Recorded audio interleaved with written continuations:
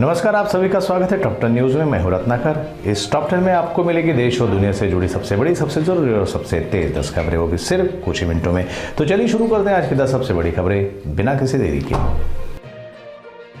लखनऊ में एक कार्यक्रम के दौरान मुख्यमंत्री योगी आदित्यनाथ ने कहा, जम्मू और कश्मीर पंडित नेहरू के हाथों में था। उन्होंने जम्मू और कश्मीर को इतना विवादित बना दिया कि आजादी के बाद ये भारत के लिए परेशानी का सबब बना हुआ है। ये देश प्रधानमंत्री का आभारी है जिन्होंने कश्मीर में आर्टिकल 370 को खत्म करके सरदार वल्लभ भाई पटेल और डॉक्टर श्यामा प्रसाद मुखर्जी के सपनों को पूरा किया ताकि कश्मीर को भारत का राज्य का अभिन्न अंग बनाया जा सके।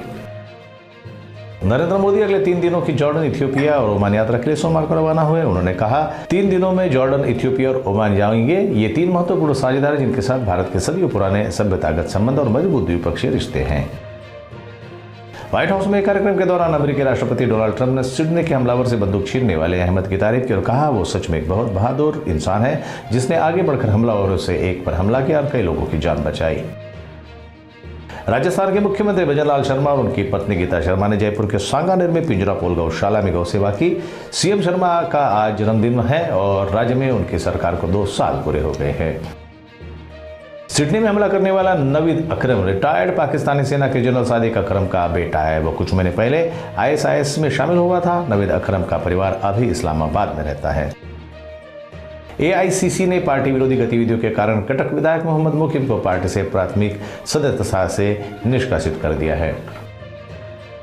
ओडिशा के जजपुर जिले के धर्मशाला क्षेत्र में रविवार को पूर्व बीजेपी विधायक बालवंत राय के समर्थकों पर हुए हिंसक हमले के विरोध में बीजू जनता दल के नेताओं और समर्थकों ने भुवनेश्वर में DGP की कार्यालय के सामने धरना प्रदर्शन किया।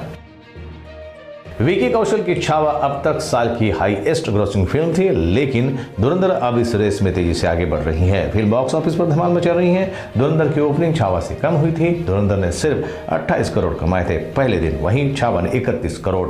शुरुआती 5-6 दिन छावा की कमाई धुरंधर से ज्यादा रही थी। हालांकि फिर धुरंधर ने दूसरे हफ्ता में पेस पकड़ा और फिल्म की शोज हाउसफुल जाने लगे। मिडनाइट शोज भी अब शुरू कर दिए गए हैं। अब धुरंधर छावा से ज्यादा कमाई कर रही है। देश के कई हिस्सों में ठंड बढ़ते ही कोहरे ने रेलवे व्यवस्था की मुश्किलें बढ़ा दी है। रात से सुबह तक घना कोहरा छाए रहने के कारण ट्रेनों की स्पीड पर सीधा असर पड़ रहा है। इसी हालत को देखते हुए इंडियन रेलवे ने सुरक्षा को ध्यान में रखकर अहम फैसला लिया है। बिहार जाने वाले यात्रियों को अब ज्यादा सतर्क रहने की जरूरत है, क्योंकि रेलवे ने पटना, प्रयागराज, हावड़ा, अमृतसर, कामाख्या, कोलकाता, अजमेर, अंबाला समेत कई बड़े रूट्स की 20 से ज्यादा ट्रेनों को रद्द कर दिया है। यह ट्रेनें अब 28 फरवरी तक नहीं चलेगी। इस फैसले से दिल्ली, पंजाब, यूपी, बिहार और पूर्वी भारत के लाखों यात्रियों की यात्रा योजनाएं प्रभावित होगी।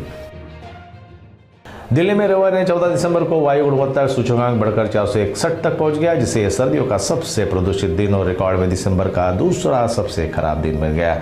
इस दौरान रोहिणी और वजीरपुर जैसे इलाकों में AQI 500 के करीब दर्ज हुआ। नई दिल्ली और नोएडा समेत पूरे NCR में प्रदूषण के इस गंभीर स्तर का असर जनस्वास्थ्य, यातायात और रोजमर्रा की जिंदगी पर साफ दिखाई दिया।